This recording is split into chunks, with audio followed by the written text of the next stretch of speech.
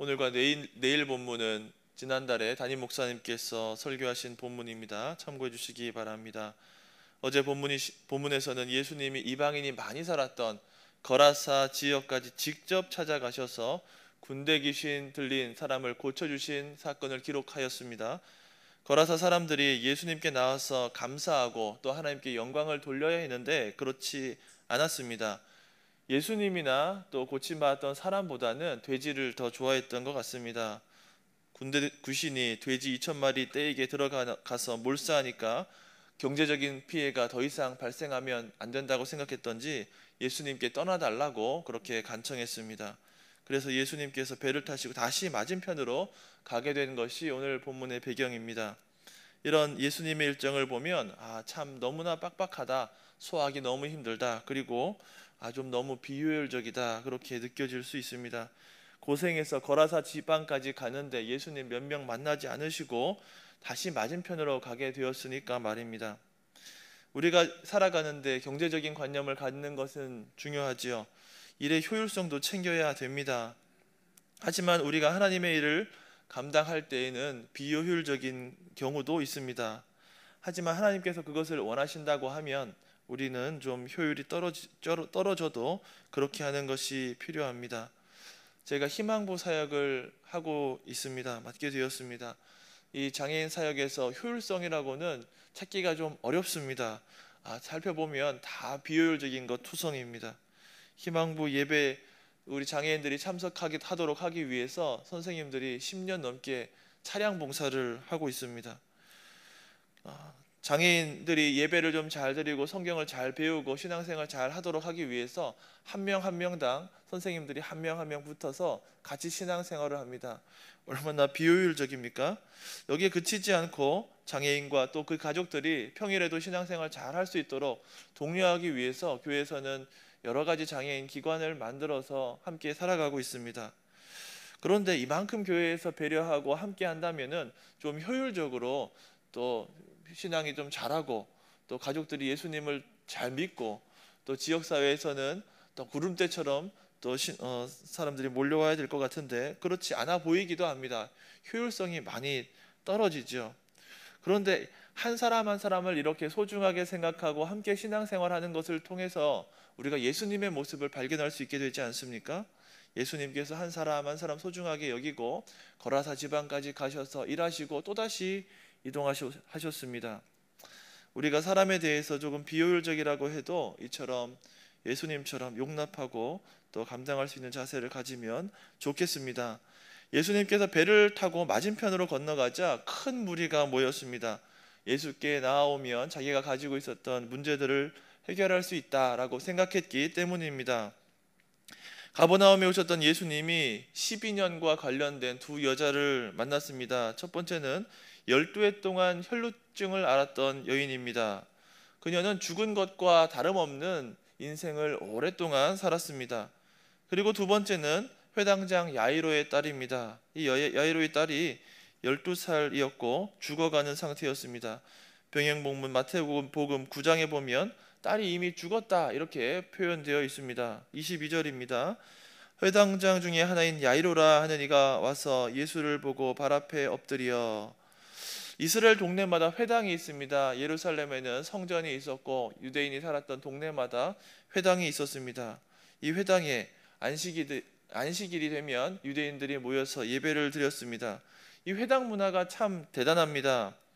이스라엘 안에만 회당이 있었던 것이 아니라 더 멀리 방방곡곡에 이 회당이 있었습니다. 유대인들이 모이는 지역이라고 하면 회당이 있었습니다. 바울이 전도 여행한 것을 보시면 이방인들이 많이 살았던 지역에 가서도 유대인 회당에 가서 복음을 전했던 것을 알 수 있습니다. 성경 사본을 연구하면 그 대문자 사본이라고 있고 소문자 사본이라고 있는데 그거 말고 렉시오나리라고 성구 묵상집이라고 하는 것을 볼 수 있습니다. 그래서 이 신약 성경 사본이 한 5,000개가 좀 넘는데 한 2,800개 정도가 이 렉시오나리 성구 묵상집입니다. 이게 회당에서 사용된 것인데 회당에서 얼마나 성경을 많이 또 연구했는지도 알 수 있습니다. 회당 예배의 핵심은 성경을 읽는 것이고 또 율법 교사들이 이 성경을 많이 해설했습니다. 안식일마다 이 성경을 잘 읽기 위해서 골고루 배분해서 읽었습니다. 예수님 당시에 이렇게 회당을 중심으로 해서 예배도 잘 드려졌을 뿐만 아니라 또 다양한 문제들을 해결하는 곳이 되었습니다. 유대인들에게 신앙적으로 그리고 삶에 있어서 매우 중요한 곳이 이 회당이었습니다. 오늘날에는 정치와 종교가 분리되어 있지만 예수님 당시에는 하나였습니다. 섞여 있었습니다. 그러니까 회당장이다라고 하면 그 당시에 그 지역에서는 영적으로 존경도 받고 그만큼 지위가 있었던 중요한 사람이었습니다. 그런데 그가 와서 예수님의 발 앞에 엎드렸던 것입니다.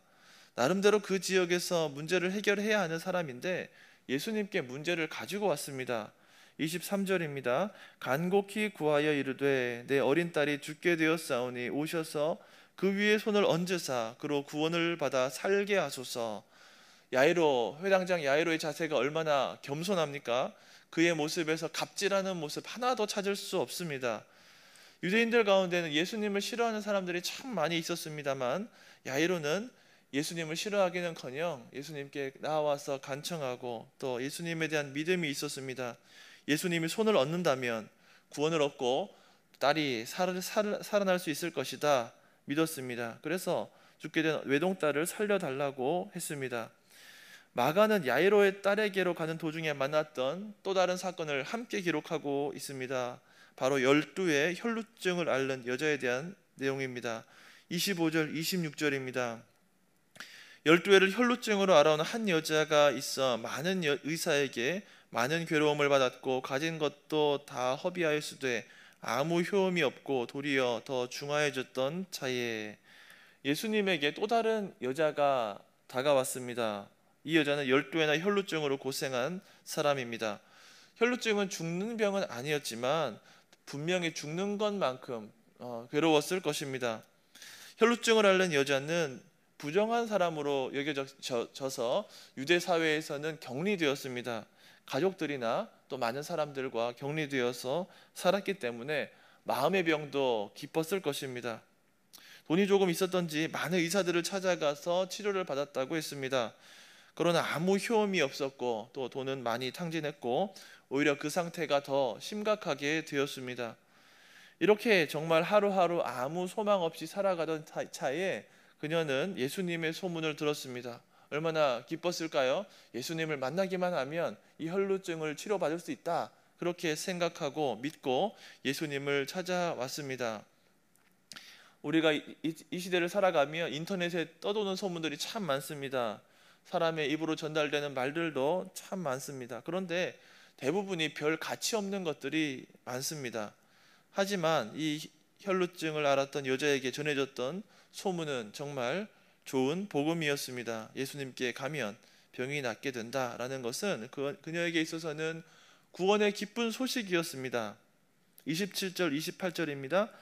예수의 소문을 듣고 무리 가운데 끼어 뒤로 와서 그의 옷에 손을 대니 이는 내가 그의 옷에만 손을 대어도 구원을 받으리라 생각함일러라.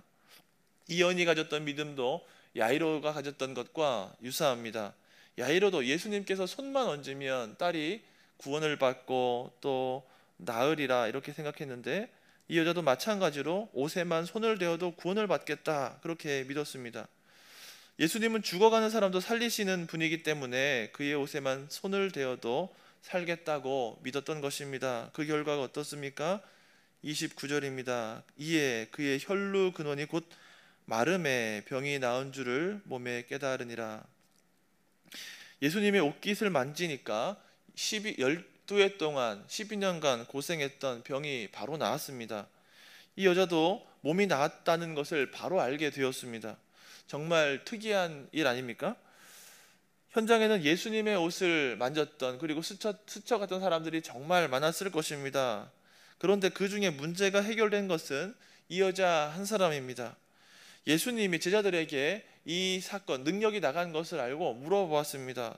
누가 내 옷에 손을 대었느냐 이렇게 물으니까 제자들이 어이없어 했습니다. 사람들이 너무 많았기 때문에 누가 옷에 손을 대었느냐 예수님 물으십니까? 이렇게 반문했습니다.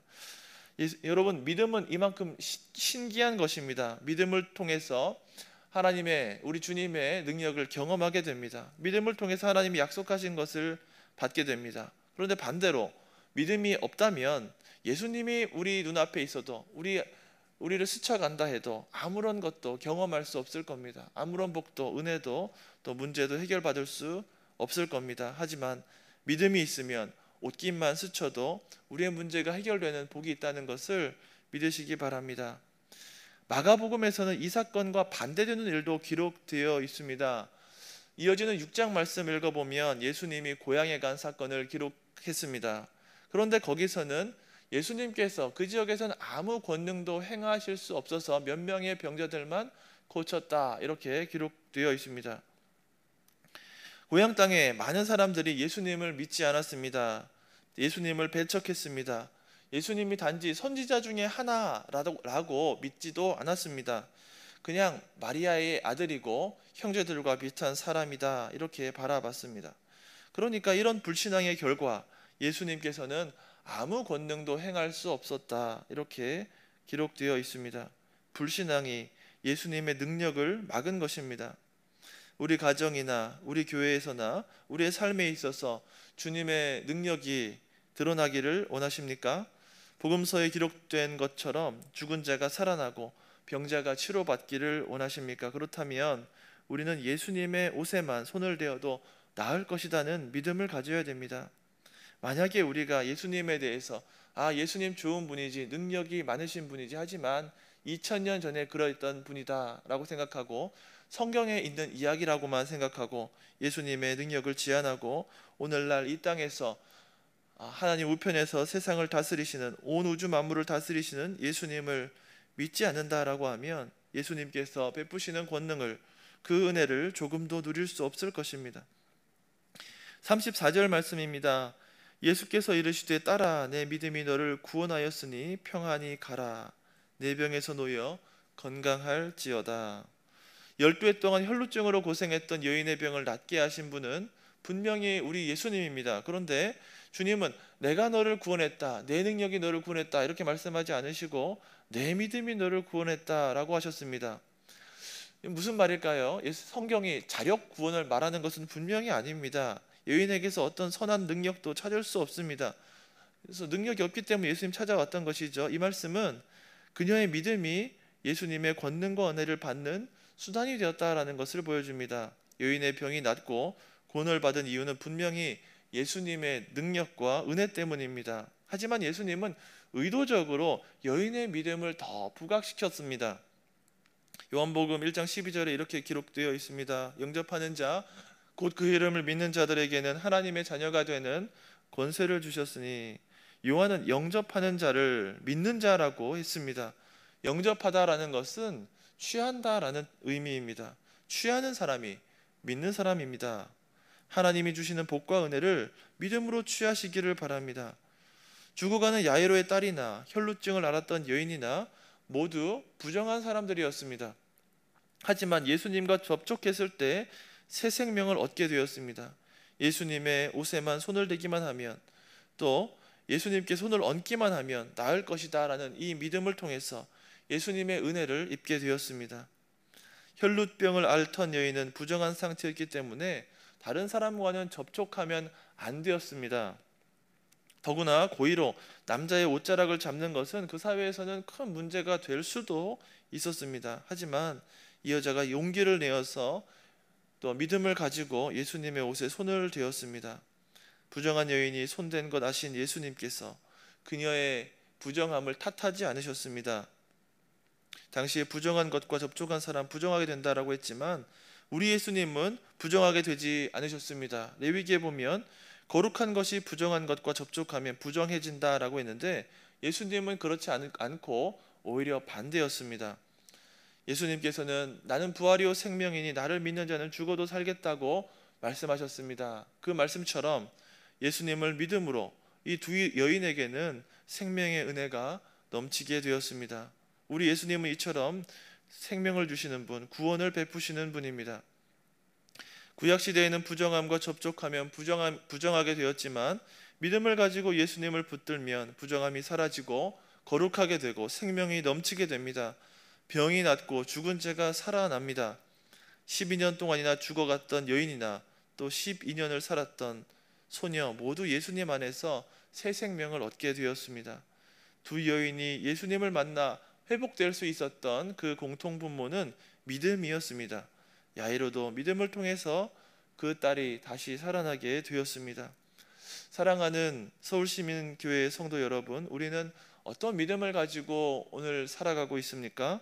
승천하신 우리 주님께서 오늘날도 변함없이 세상을 붙들고 또 다스리고 계심을 믿고 계십니까?